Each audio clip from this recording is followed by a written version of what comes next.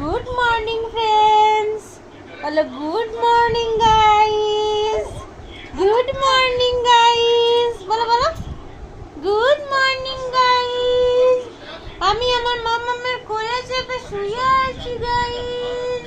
তোমরা কি আমাদেরকে দেখতে পাচ্ছ গাইস? বলো গুড মর্নিং গাইস।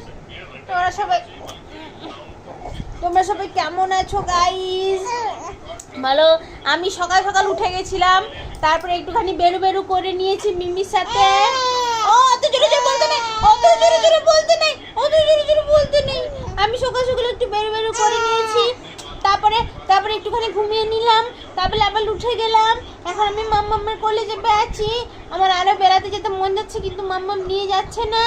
বলো বলো, কমপ্লেন করো, বলেন মাম্মা। কমপ্লেন করছে। দেখো গাইস, দেখো দেখো কত দুষ্টু। একে বকলে পরে এর একটু খারাপ লাগে না, একে বকলে পরে এ শুধু হেসে দেবে, হাসি দিয়ে দেবে একটা। আর এটা এর ঢঙের কান্না হচ্ছে, এটা এর কোনো কান্না নয়। একে বাইরে নিয়ে যেতে হবে, কান্না হলে তো চোখে জল আসবে। একটু জল আসছে গো, আচ্ছা জল।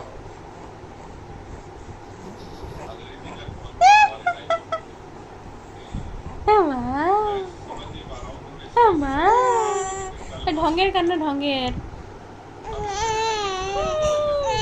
নাটক শিখেছে, নাটক।